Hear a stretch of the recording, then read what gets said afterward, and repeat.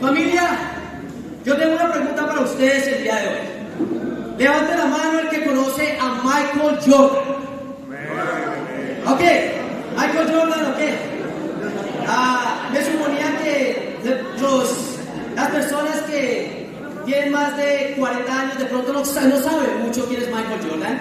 O si tienen más de 35, no, está bien, yo te voy a explicar quién es Michael Jordan. Michael Jordan es considerado como el mejor jugador de básquetbol de toda la historia. Es como el Messi del básquetbol, ¿ven?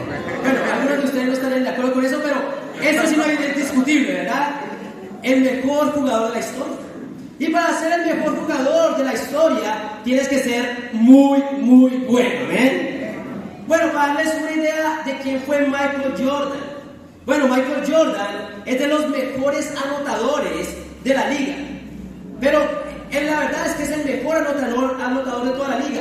Para darte una idea, las superestrellas en el básquetbol tienen un promedio de 25 y 30 puntos en un partido. Eso son las superestrellas. Los jugadores titulares solo tienen de 8 hasta 15. Bueno, el promedio de Michael Jordan en un partido de los octavos de final fue alrededor de 63 puntos. Si el promedio es 25 o 30, este hombre hizo 63. Es como un jugador de fútbol que por promedio meta 2 goles por partido. Eso es bastante cuando sabemos que son muchos partidos en la liga, ¿ven?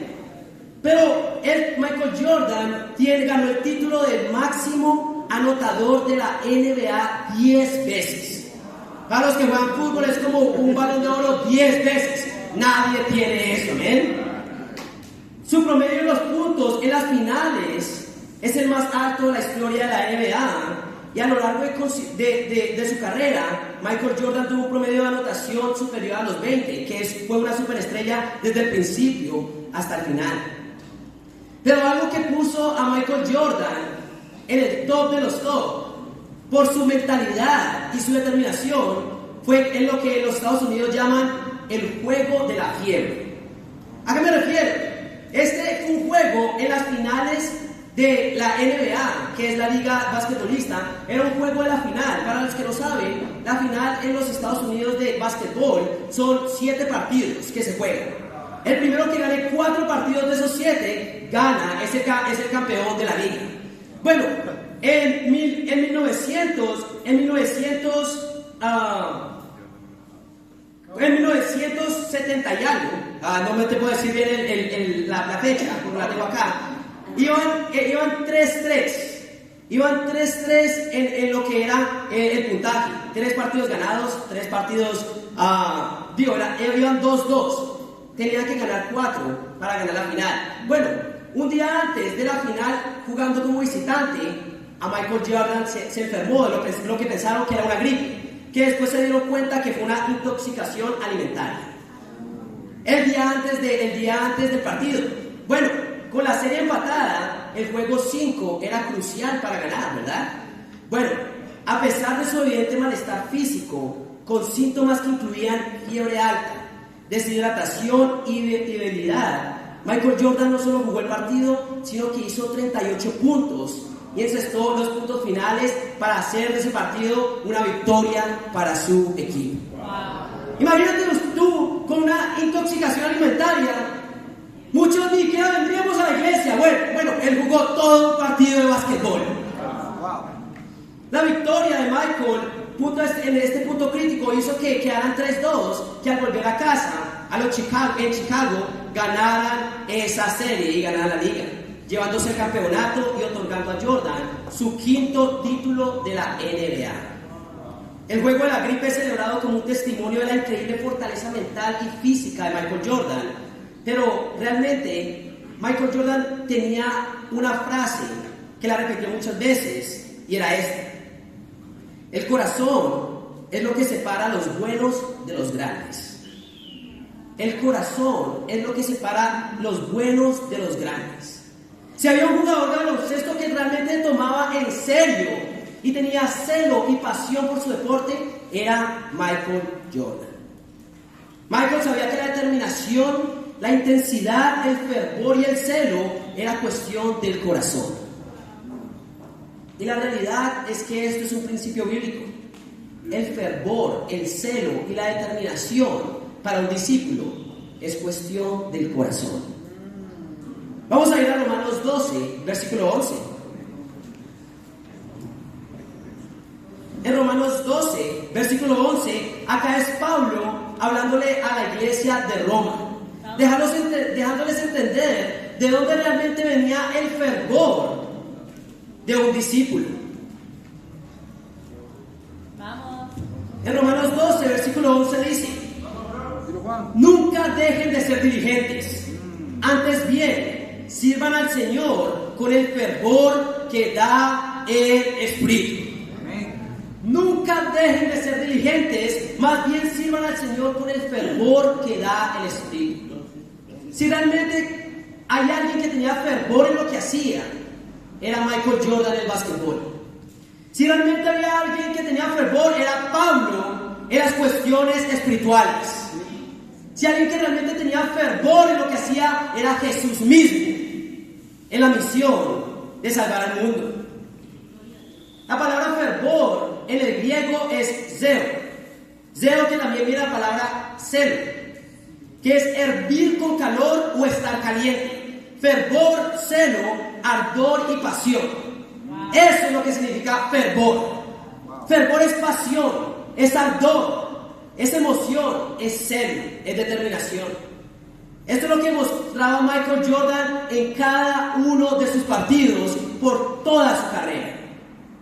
Pero la realidad es que estas cualidades no simplemente están guardadas para los deportistas de alto rendimiento, sino también para un discípulo de Jesús. El celo, el fervor, la determinación son cualidades que tiene un verdadero discípulo de Jesús.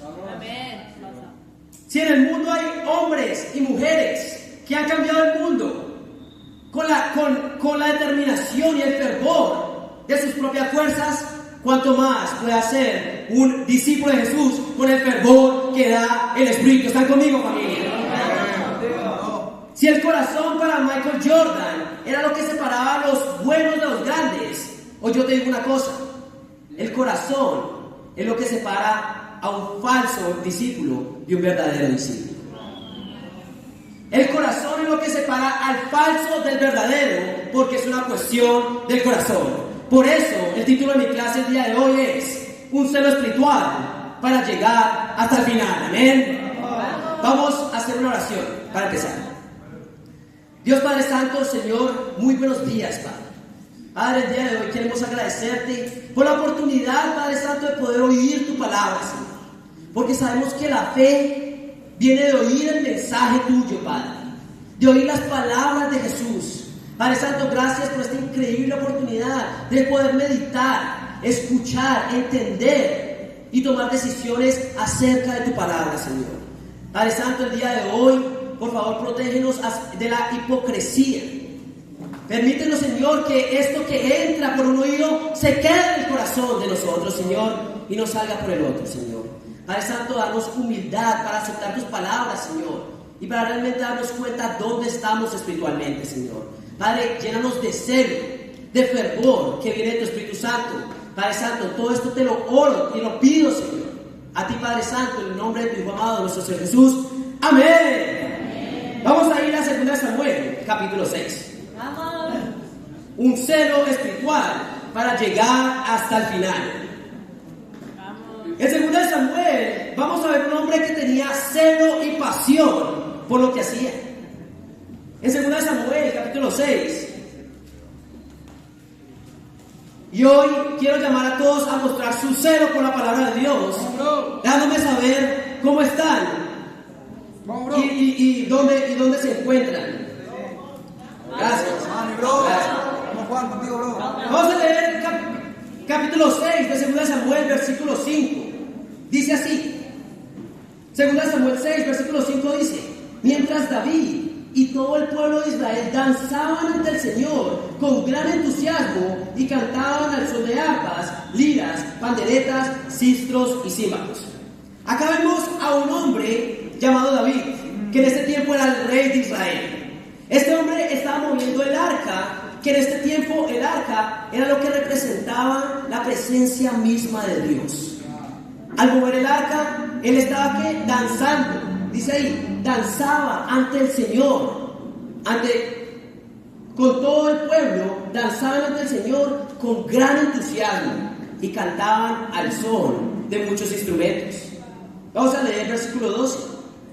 En cuanto le contaron al rey David que por causa del arca el Señor había bendecido a la familia de Obed-Edom y toda su hacienda, David fue a la casa de Obed-Edom y en medio de gran algarabía trasladó el arca de Dios a la ciudad de David. Este hombre fue a recoger el arca nuevamente y en medio de gran algarabía se llevó el arca. Primer punto, pasión en tu adoración. Pasión en tu adoración. Acá vemos un David que cuando se trataba de Dios y la presencia misma de Dios, él lo que hacía era danzar y hacía algarabía. Tal vez estemos acostumbrados a la algarabía por la algarabía del mundo, donde el desorden y el festejo está allá fuera del mundo. Pero realmente el festejo y la algarabía es parte de una verdadera adoración a Dios. ¿Están conmigo, familia? Versículo 13 dice: apenas habían avanzado 6 pasos los que llevaban el arca, cuando David sacrificó un toro y un ternero engordado. Vestido tan solo con un efod de lino, se puso a bailar ante el Señor con gran entusiasmo. Así que entre victores y al son de cuernos de carnero, David y todo el pueblo de Israel llevaban el arca del Señor. Para David, vemos acá, cuando David se trataba de cosas de Dios, este hombre tenía pasión. Acá vemos a este hombre haciendo algarabía, saltando y danzando cuando se trataba de adorar a Dios. ¿A qué tal punto llegó la algarabía de David? Bueno, versículo 16 dice: sucedió que al entrar el arca del Señor a la ciudad de David, Mical, hija de Saúl, se asomó a la ventana y cuando vio que el rey David estaba saltando y bailando delante del Señor, sintió por él un profundo desprecio. Yo no sé si a veces te ha pasado que estás a medianoche y comienzan a hacer una algarabía los vecinos. ¿Qué? Porque están celebrando algo, ¿verdad? Y tú comienzas a pensar más de ellos, ¿verdad? Bueno, era tanto la algarabía de David por Dios que había personas que lo estaban mirando mal, ¿amén? Hasta ese punto de pasión por Dios llegó ¿quién? David, para adorar a Dios. Parte de un celo espiritual es pasión en tu adoración. Era tanto el celo, el deseo de David por adorar a Dios, que gente empezó a verlo mal. ¿Te imaginas tener tanto celo y pasión en tu adoración que las personas comienzan a mirarte como, ¿qué es lo que está pasando? ¿Qué le está pasando a este hombre, a esta mujer que está adorando con tanta algarabía a Dios? Bueno, si no te ha pasado, necesitas pasión en tu adoración. ¿Están conmigo, familia? Acá David nos enseña lo que es pasión al momento de adorar a Dios. Que no importa a quién está mirando, lo que importa es a quién está dirigida esa adoración. Amén. ¿Y cuál es el momento que nosotros como David podemos alabar a Dios? Cantando canciones espirituales. Amén. Y cuando cantamos a Dios tenemos que hacerlo con felicidad y pasión, porque eso es lo que hace un verdadero discípulo de Jesús. Nuestra adoración necesita de pasión. Y yo quiero preguntarte, ¿qué parte de tu corazón estás dando en medio de tu adoración? ¿Estás dando algo? ¿Estás dando poco? ¿O estás dando nada? O como David, estás dando todo tu corazón. Hoy quiero preguntarte, ¿a qué tipo de adoración se parece la tuya? ¿A la de David, que danzaba y cantaba? ¿O la de Mical, que solo miraba y juzgaba a los demás? Que estaba más pendiente de lo que hacían los demás en vez de ponerse a adorar a Dios. Pero esto es lo que pasó en el versículo 20. Imagínate tú que vas a golpear a la casa del vecino porque están haciendo algarabía. Bueno, algo así pasó con David y Mical. Vamos a leer el versículo 20. Cuando David volvió para bendecir a su familia, Mical, la hija de Saúl, le salió al encuentro y le reprochó: qué distinguido se ha visto hoy el rey de Israel, desnudándose como un cualquiera en presencia de las esclavas de sus oficiales. David le respondió: lo hice en presencia del Señor, quien en vez de escoger a tu padre o a cualquier otro de su familia, me escogió a mí y me hizo gobernante de Israel, que es el pueblo del Señor. De modo que seguiré bailando en presencia del Señor. Amén. Amén. Acá vemos un hombre que fue retado en su oración. ¿Por qué estás haciendo tanta algarabía? ¿Te has mostrado como un cualquiera? ¿Qué le responde David? No lo hice para ellos, no lo hice para ustedes, no lo hice para que me vieran, lo hice para Dios. Acá David nos enseña de dónde venía su adoración y para quién iba dirigida su adoración. La adoración, la pasión de adorar a Dios viene de darte todo el corazón. ¿A quién? A Dios, y no a las personas. La verdad es que acá en la iglesia hay verdaderos ejemplos de pasión por adorar. Entre ellos quiero nombrar a muchos de ellos: nuestro hermano César, amén, nuestro hermano Jesús, nuestro hermano John, nuestra hermana Presley y nuestra hermana Patricia, amén. Si no los conoces, simplemente mira quién está más feliz al cantar y van a saber quiénes son esos hermanos. Vamos, chicos. Estos son verdaderos ejemplos de personas que son apasionadas al momento de cantar a Dios, porque entienden de dónde viene y para quién va. Cantan, palman, ríen, danzan con pasión en su adoración, porque tiene todo que ver con Dios y su amor por Él, y nada con las personas que tienen al lado. Lamentablemente no puedo decir lo mismo de la gran mayoría de discípulos acá. Realmente no puedo decir que hay mucha pasión en la adoración de muchos de nosotros. Cantamos las canciones seculares con más pasión que las del reino. Hay más emoción al cantar y bailar las canciones seculares que las del reino. Y el problema no son las canciones seculares, es tu corazón hacia Dios, que no has todo a Dios el día de hoy. No hay celo en muchos de ustedes. Sus caras, su porte no muestran realmente pasión. Y tenemos que empezar a ver cómo está nuestro corazón. La realidad es que yo he ido a iglesias que enseñan falsa doctrina, que tienen más celo en su oración que muchos discípulos. Y eso es triste. Iglesias donde enseñan falsa doctrina, donde no enseñan realmente el plan de salvación, no enseñan que realmente es compromiso total hacia Jesús, pero están alabando a Dios con pasión. Hay pasión en su oración. Y en esas iglesias le enseñaban mal, pero realmente me dan un verdadero ejemplo de la pasión que tiene que haber al adorar a Dios.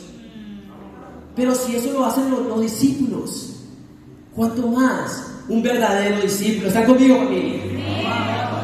¿Cuánto tú y yo más podemos dar si tenemos el fervor del Espíritu? Amén. Es tiempo de empezar a pensar que adorar a Dios a medias es pecado.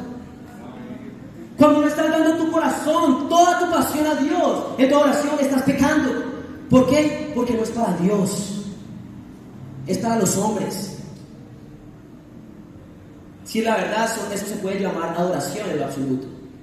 La adoración es cuando realmente estamos dando todo el corazón y lo hacemos a Dios, y se necesita de pasión. A mí me encanta, como dije antes, un hombre que tiene celo y pasión al adorar, nuestro hermano Jesús, amén. Jesús Alexander. Pero a mí me encanta juntarme con él en PUC. Y yo no sé si ustedes han oído una canción que se llama Remolineando. Es una canción antiguaza, ¿verdad? Pero es increíble, porque esa canción sale de esta escritura que acabamos de leer, que David danzaba y cantaba y se acordaba. Y lo único que podíamos hacer con Jesús era cantar y danzar en la universidad de esta canción al frente de todos. ¿Pero por qué? No nos importaba, porque no era para las personas, era para Dios. Hoy quiero realmente retarte en tu oración, porque en tu cara no se te nota la alegría. En tu porte no se te nota pasión cuando estás parado y a duras penas chasqueas o aplaudes, pero no hay emoción, no hay pasión. Y esto es pecado. ¿Están conmigo, chicos? Dios no necesita de nada. Por eso si le vas a dar algo, dale tu mejor el día de hoy. Hoy quiero darte un reto práctico para empezar a tener pasión en tu oración en la iglesia. Ten un buen tiempo con Dios antes de venir a la iglesia. Ten un buen tiempo de oración y de examinación de la palabra antes de venir a la iglesia. Porque si no tienes un buen tiempo con Dios antes de venir a la iglesia, tu enfoque no va a ser Dios, sino las personas. Vas a estar más enfocado en cómo te vean las personas que tu adoración a Dios. ¿Están conmigo, familia? Y yo no quiero preguntar que levante la mano quién tuvo un buen tiempo con Dios, porque no quiero hacer quedar a ridículo a muchos. Pero es el reto práctico.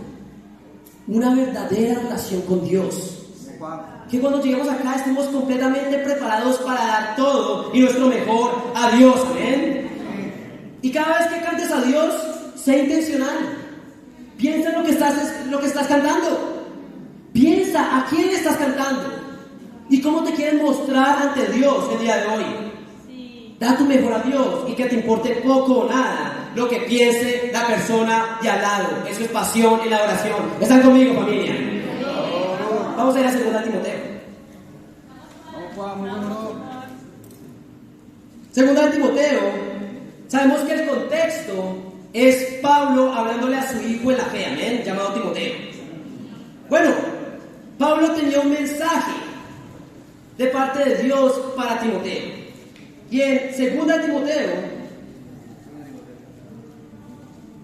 Timoteo capítulo 4, déjenme saber, familia, cuando están ahí, familia de invitados.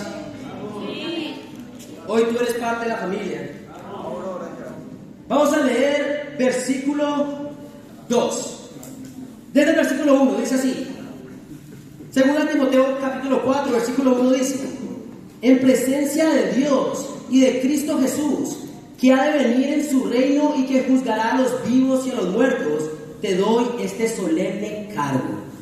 Recuerda, acá está hablando Pablo a su hijo Timoteo y le dice: en presencia de Dios y Cristo Jesús, que va a juzgar y va a venir en su reino, te doy este solemne encargo. ¡Wow! ¿Qué podría ser este encargo? ¿Qué podría ser tan especial para Pablo? Versículo 2. Predica la palabra. Persiste en hacerlo, sea o no sea oportuno. Corrige, reprende y anima con mucha paciencia, sin dejar de enseñar. Amén. Acá Pablo tenía un mensaje para su hijo Timoteo y le dice: te doy un solemne encargo, predica la palabra. Segundo punto, fervor en la predicación. Fervor en la predicación. Tú y yo tenemos que ser fervientes al predicar la palabra de Dios. Tenemos que enseñar, corregir, animar y reprender a las personas, sea o no sea oportuno. ¿Qué quiere decir esto? Que no hay mal momento para predicar la palabra. ¿Amén? Tú puedes predicar la palabra cuando estás desayunando, cuando estás almorzando y cuando estás comiendo. Entre comidas, en los breaks, cualquier momento. Mañana, tarde, noche es buena para predicar la palabra. Y como discípulos, esto tiene que ser una convicción en nuestro celo por Dios. Fervor en la predicación. ¿Qué hacemos nosotros los discípulos? Los verdaderos seguidores de Jesús. Predicamos, enseñamos, corregimos, animamos y reprendemos con la palabra de Dios todos los días, a cualquier hora, a cualquier persona. ¿Están conmigo, chicos? ¿Por qué? Porque recuerden lo que significa la palabra discípulo. Discípulo significa aprendiz o imitador de Jesús. Jesús aquí vino al mundo a enseñar la palabra de Dios. Él vino a predicar las buenas noticias. Él vino a buscar y salvar al perdido. Él vino a ¿qué? A ser discípulos.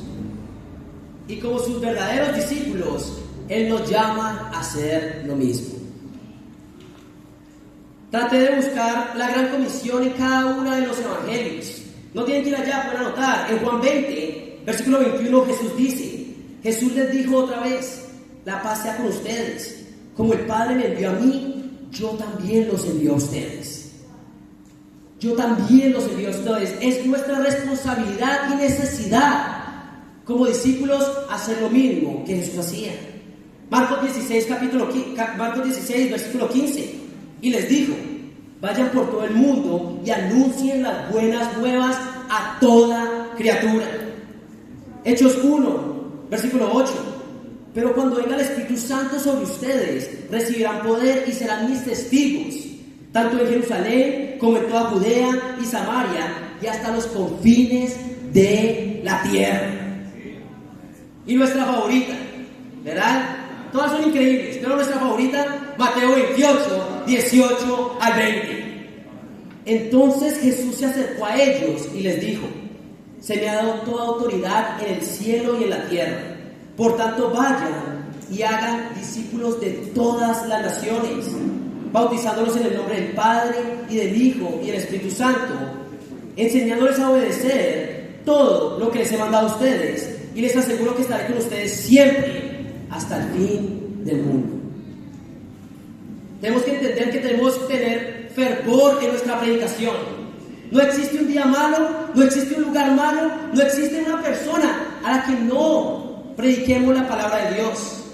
Mi pregunta ¿es esa la convicción que tienes tú hoy por predicar la palabra de Dios? ¿Hay fervor en tu predicación? La pregunta es, ¿puede una persona que se hace llamar discípulo de Jesús, o puede un discípulo de Jesús pasar días, incluso semanas sin predicar la palabra de Dios, aún pudiéndolo hacer? La pregunta es, ¿puede un discípulo de Jesús pasar días, pasar incluso semanas sin predicar la palabra de Dios, incluso cuando lo puede hacer? Mi convicción es una. Mi convicción es que este hombre o mujer está pecando deliberadamente. El dejar de predicar la palabra de Dios es como el que miente todos los días. Porque cuando tienes la verdad, estás obligado a decirla. ¿Y qué nos obliga a nosotros? El amor de Cristo. Cuando viene del amor, cuando estás agradecido, lo único que puedes hacer es decir la verdad. Y el que calla la verdad es un mentiroso. Cuando un hombre pasa días, cuando una mujer pasa días y semanas sin predicar la palabra de Dios, está pecando deliberadamente. Y su relación con Dios no está bien. La otra opción para mí es que este hermano ya no es hermano. Una persona que se hace llamar discípulo y pasa días, semanas sin predicar la palabra de Dios, es una persona que puede estar acá físicamente, pero espiritualmente su corazón ya está en las cosas del mundo. ¿Qué quiere decir? Que no creo que una persona teniendo todas las capacidades y oportunidades para predicar la palabra y pasa días y semanas sin hacerlo, puede ser llamado un discípulo de Jesús. ¿Por qué? Porque eso no lo haría Jesús. Porque esa no es la misión de Jesús. Y lo digo porque como discípulos imitamos a Jesús, pero predicamos con fervor. Jesús tenía la convicción de fervor en la predicación. Predica sea o no sea oportuno. No una vez a la semana, sino todos los días.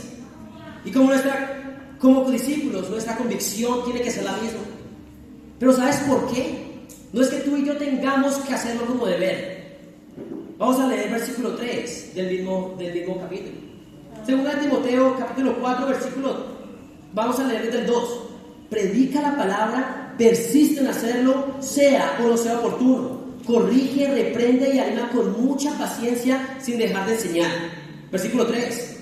Porque llegará el tiempo en que no van a tolerar la sana doctrina, sino que llevados de sus propios deseos se rodearán de maestros que les digan las novelerías que quieran oír. Dejarán de escuchar la verdad y se volverán a mitos. ¿Sabes? Si tú eres de esas personas, esos discípulos que no están predicando la palabra, tú vas a terminar en una iglesia donde realmente acepten eso. Vas a terminar en una iglesia de falsa doctrina donde el estándar ya no es predicar la palabra todos los días como lo hizo Jesús. y te vas a dejar llevar por novelerías, donde acepten que la tibieza que Jesús nos dice que Él vomita. La realidad es que cuando nosotros no predicamos la palabra, comenzamos a torcernos de la verdad y personas comienzan a alejarse de Dios. Por eso el día de hoy no quiero asustarte acerca de que tienes que hacerlo. La realidad es que necesitamos hacerlo. Es como cuando el papá le dice al hijo: tienes que comer. No por obligarlo, sino que tiene que comer, porque si no comemos morimos. Lo mismo predicando la palabra. Tú no tienes que hacerlo como responsabilidad. Tú tienes que hacerlo para sobrevivir espiritualmente. Predicar la palabra no es un deber, es una necesidad de nosotros los discípulos. ¿Están conmigo, chicos? ¿Cuál es la consecuencia de no hacerlo? Te dejes engañar por las novelerías de la falsa doctrina, por falsos maestros. Y la gente se aleja de Dios cuando su fervor no está en predicar la palabra de Dios. ¿Están conmigo, familia? Hoy yo quiero levantar a nuestro hermano Miguel Ángel, amén. ¿Por qué? Porque este es un hombre que tiene fervor en su predicación. Este hombre no sabe solo qué es predicar donde sea o cuando sea, sino al que sea. ¿Qué quiere decir? Que este hombre me inspira porque comparte y predica a lo que se mueve, con la convicción de que no a animales o a bebés. A eso no tiene que predicar. Él tiene la convicción de no, animales y bebés no se predica, ¿ven? No le van a entender. Si me entendieran, él predicaba, ¿ven? Pero la realidad es que este hombre predica donde sea, cuando sea. La realidad es que él empezó a tener un trabajo y ya su jefe está en comunicación conmigo. ¿Por qué? Porque ya no realizó a su jefe. Su jefe me dice: muchas veces ignoramos que los principios que estás usando sean de la Biblia hasta que aparece un Miguel y te dice: eso es bíblico. Muchas veces no te das cuenta, él me dice, muchas veces no te das cuenta que los principios que estás usando son de la Biblia hasta que llega un Miguel y te dice: eso es bíblico. ¿Por qué? Porque en su mente está predicada la palabra en todo momento. Tuve la oportunidad de irme una vez en taxi con Miguel Ángel, le compartió su fe y ahora está estudiando con el taxista también la Biblia. Él va a la universidad y comparte su fe en la universidad y se monta los carros y le comparte a todo el que sea. Yo creo que tanto los mayores como los casados, como los solteros, como los universitarios han tenido estudios de Miguel Ángel porque él predica donde vaya. Entonces, hermano, eres un gran ejemplo de fervor en la predicación, amén.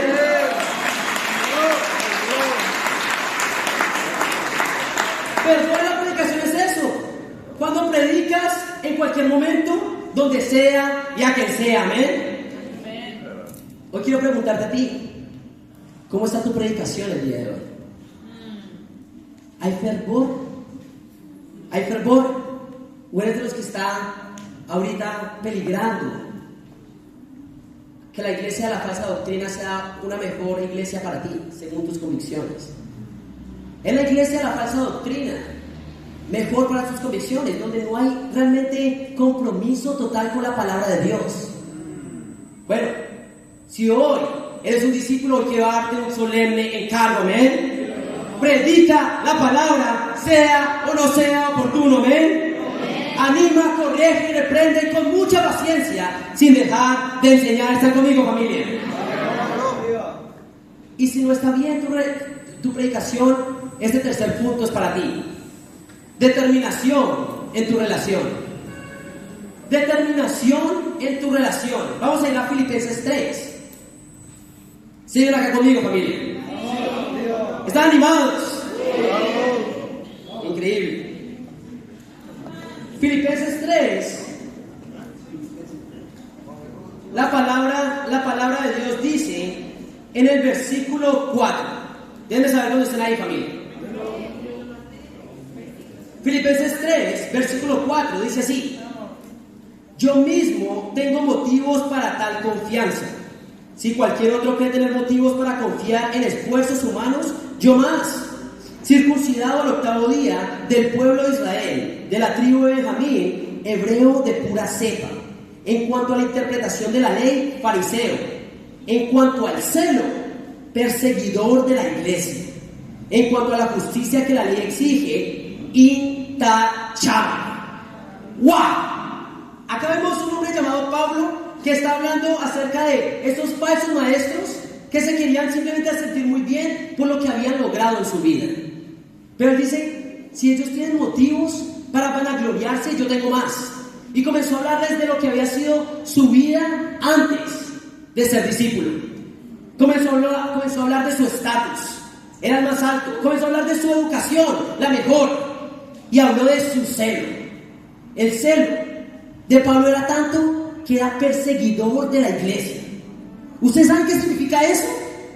Este hombre creía tanto en lo que creía que estaba dispuesto a perseguir a los cristianos y llevarlos a la cárcel. Incluso estar de acuerdo con el asesinato de los discípulos, porque realmente él creía en la verdad, o en lo que en ese tiempo él creía que era la verdad. ¿Cuánto celo hay en tu verdad? ¿Cuánto celo hay por la palabra de Dios el día de hoy? El celo de él llegaba hasta perseguir a los cristianos. Pero después dice, en el versículo 7, sin embargo, todo aquello que para mí era ganancia, todo este estatus, toda esta educación, todo lo que yo hice por Dios, ahora lo considero pérdida por causa de Cristo. Es más, todo lo considero pérdida por razón del incomparable valor de conocer a Cristo, Jesús, mi Señor. Por Él lo he perdido todo y lo tengo por estiércol, a fin de ganar a Cristo. Tercer punto, determinación en tu relación. Todo lo que para Pablo era ganancia en el mundo terminó siendo simplemente basura. Acá nos deja entender que cualquier cosa que haya por encima de conocer a Dios es basura. Realmente si no es conocer a Dios, él no le importaba el resto, porque tenía determinación en su relación con Dios. ¿Qué era lo más importante en la vida de Pablo? Su relación con Dios. Es tiempo de mostrar celo en nuestras vidas y determinación. Y hoy quiero preguntarte, ¿cuál es la basura que aún es más importante que tu relación con Dios? ¿Qué es esa basura que es más importante que tu relación con Dios? ¿Y a qué llamo basura? Cualquier cosa que estés poniendo por encima de tu relación con Dios. Y eso puede tocar fibras. Juan Carlos, yo estoy poniendo a mi familia. Ese es tu ídolo entonces. Si tu familia está por encima de Dios, ese es tu ídolo. Puede ser tu trabajo. Si se vuelve tu ídolo, es basura. Si tu ídolo te está llevando a alejarte de Dios y a ponerlo por encima de Dios, todo eso es basura. Puede ser tus estudios. ¿Estás poniendo tus estudios por encima de Dios?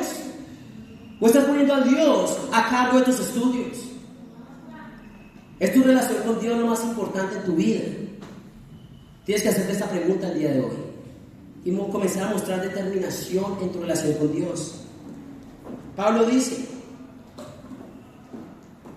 todo aquello que para mí era ganancia, versículo 7, ahora lo considero pérdida por causa de Cristo. Y tenemos que entender lo que él estaba hablando. Él había vivido toda una vida haciendo cosas supuestamente buenas, estudiando la palabra de Dios, haciendo muchas cosas, pero al final todo esto era basura si no era con el propósito de conocer a Cristo. ¿Tienes tú la misma determinación que Pablo en tu relación con Dios? Nada más importante, todo lo considero pérdida por causa de conocer a Cristo. La realidad es que si tu relación con Dios no es lo más importante de tu día, Dios no es lo más importante en tu vida. Si tu relación con Dios no es lo más importante en tu día, Dios no es lo más importante en tu vida. Juan Carlos, ¿qué radical es esto? La verdad es que así es. ¿De qué está compuesta la vida si no es de días? Y si Dios no es primero en tu día, o lo más importante, ¿cómo vas a decir que es primero en tu vida? La religión te quiere decir, no, la religión es increíble decir, no, Dios primero. Y hablas con un religioso, ¿y por qué hablo tanto de los religiosos? No es porque yo tenga nada en contra de ellos, sino que yo sé cómo funcionan, porque yo he sido uno, ¿ven? Yo creo que yo soy el más religioso. Yo era el que oraba a Dios antes de fumar marihuana. Yo era el que oraba a Dios antes de tomar alcohol y emborracharme. Yo era el que antes de pecar oraba a Dios. Yo sé que es la religión. Pero la religión te dice, no, Dios primero. Pero incluso cuando estás viviendo una vida de pecado. No, Dios primero. Incluso cuando no tienes una relación personal con Él todos los días. Pero cuando vas a la Biblia, la determinación de una relación con Dios es completamente necesaria. Y si Dios no es lo más importante de tu día, Dios no es lo más importante de tu vida. ¿Están conmigo, chicos? Yo quiero preguntarte, ¿cuál es el ídolo que se quiere posicionar top número 1 en tu vida? ¿Qué es eso que estás poniendo por encima de Dios y está volviendo tu ídolo? Puede ser familia, trabajo, dinero, tus estudios. ¿Qué es esa basura que estamos poniendo por encima? Y quiero volver a rectificar. Se vuelve basura cuando se vuelve un ídolo. Yo amo a mi familia. Yo amo lo que he aprendido. Yo estudié psicología, yo estudié teología y amo estas cosas. Pero todo esto es basura si está por encima de Dios y mi relación con Él. ¿Están conmigo, familia? Yo quiero levantar a un grupo de personas que me inspira a todo el grupo de discípulos de esta iglesia. Y eso es la familia Olivos. ¿Amén? ¿Quiénes son esos? Rolando, Anita, Ángela, ¿quién? Geraldine. Esto es una familia, para los que nos visitan el día de hoy, una familia completa de 4 que tienen determinación en su relación con Dios, que es un ejemplo cada uno de ellos en su relación con Dios. Toda esta familia muestra determinación en su relación con Dios. Y es increíble ver porque cada uno de ellos está enfocado en ¿qué? En avanzar el reino de Dios. Pero obviamente hay que levantar a la cabeza de la familia que es nuestro hermano Rolando. Amén. La verdad, yo quiero quitar a la gente de Rolando siendo como Rolando. ¿Por qué? Porque este hombre tiene determinación en su relación con Dios. Este hombre tiene fervor en su predicación y pasión en su adoración. Como ustedes saben, Rolando ha estado liderando la charla Fortaleza Norte. ¿Amén? De hecho, es algo increíble con nuestra hermana Isabel también. Gracias a su esfuerzo, a su fe, tenemos acá a nuestro hermano Omar. Amén. Se bautizó. Y a nuestro hermano Rafael también. Amén. Y muchas mujeres más. Pero llegó el momento de hacer cambios. Llegó el momento de hacer cambios. ¿Qué quiere decir? Que después de mucho orar, de mucho pensar y mucho consejo, Fortaleza Norte se dividirá. ¿Y cómo será la división? Bueno, los solteros de Fortaleza Norte se irán a la charla de solteros, que es Renacer. Amén. Liderada por nuestro hermano César y Geraldine. Amén. Los solteros de Fortaleza Norte se irán para Renacer. ¿Y qué pasará con los casados de Fortaleza Norte? Se irán para nuestra única, increíble charla de casados. ¿Los qué? Los inquebrantables. ¿Amén? Bueno, sabemos que Rolando y Anita están casados, se irán para allá, ¿verdad? Sabemos que la charla inquebrantable ha sido avanzada, fue avanzada y fue cuidada por nuestros increíbles hermanos Julio y Emico. ¿Amén? Pero a mí me inspira el corazón de Julio y Emico. ¿Saben por qué? Porque ellos quieren dar la bienvenida a la charla a Rolando y Anita, no simplemente para estar en la charla, sino para ahora liderar la charla Inquebrantables. Amén. ¿Qué quiere decir? Que Rolando y Anita empezarán a liderar Inquebrantables. Y es increíble porque lo que saben Julio y Emico es que esta pareja de casados, como lo son Rolando y Anita, tienen una gran experiencia en el ámbito espiritual, pero también mucha más experiencia en el ámbito matrimonial. Amén. Entonces, Inquebrantables quedan excelentes manos. Amén.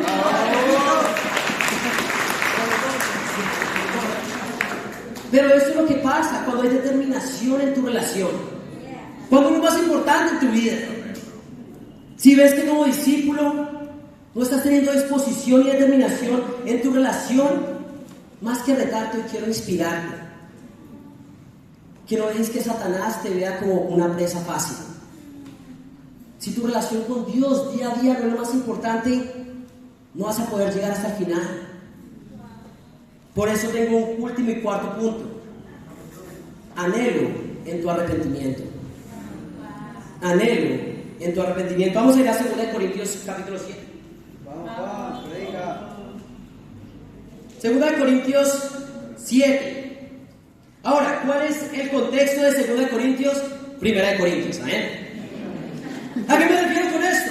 Bueno, para los que no saben, Corintios fue cartas que escribió Pablo a la iglesia de Corinto, y la primera fue bastante retante.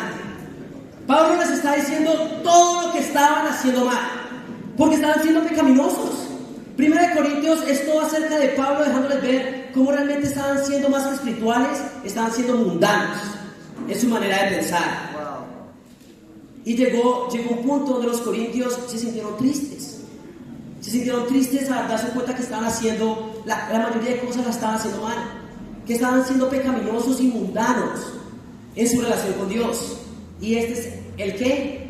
Este es el contexto de 2 Corintios. Ahora, en 2 Corintios, capítulo 7, versículo 8, dice así: si bien los entristecí con mi carta, no me pesa.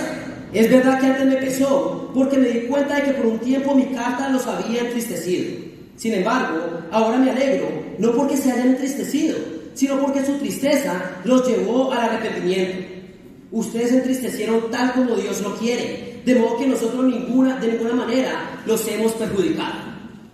Acá lo que pasa es que al enviar la carta Pablo a los corintios, los entristeció. Y esa es la respuesta correcta hacia el pecado. Cuando una persona peca, cuando tú y yo pecamos hacia Dios, ¿sabes cuál es la respuesta correcta? Tristeza. Porque entendemos que el pecado nos aleja de Dios.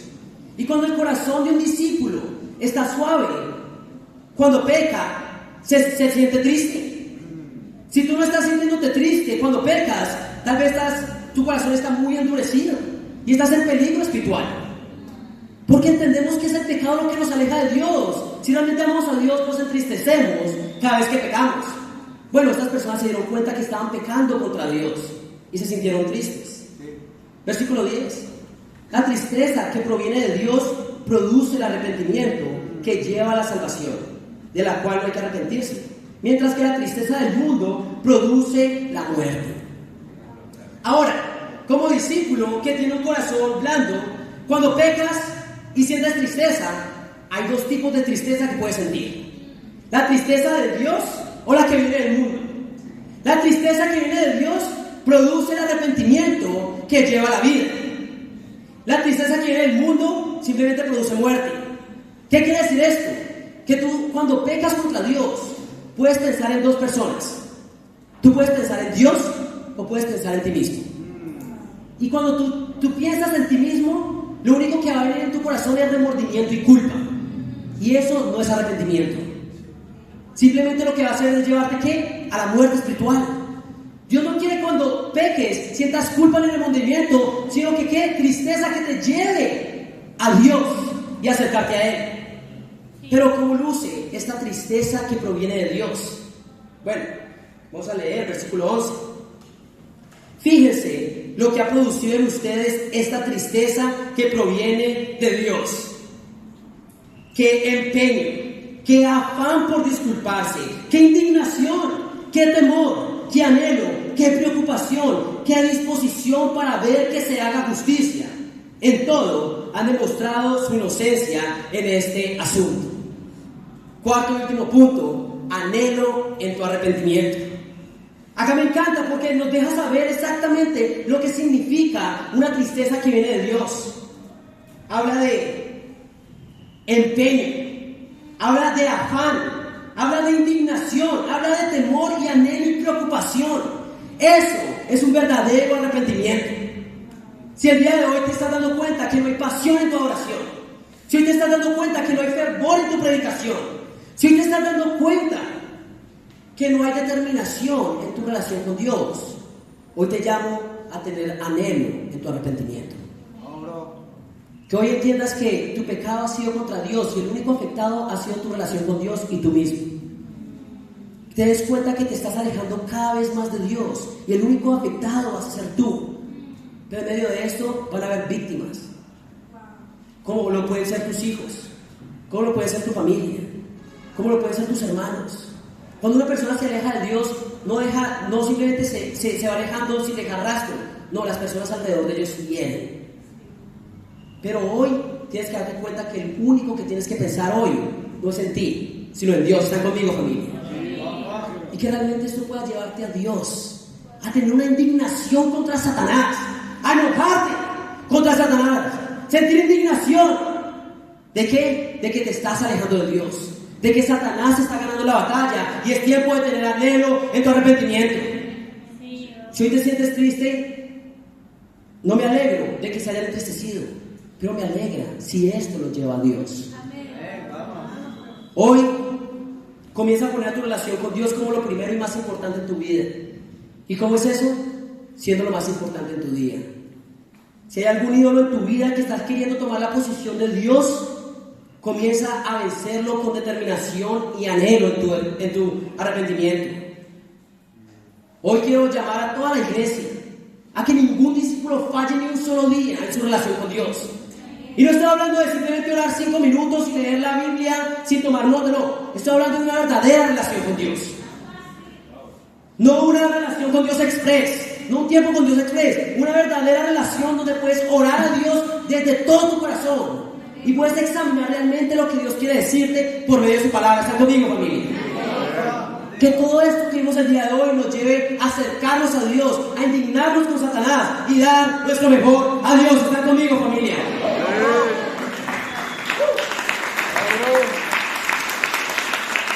En conclusión, familia, un celo espiritual nos hace llegar hasta el final. Un celo espiritual nos hace llegar hasta el final.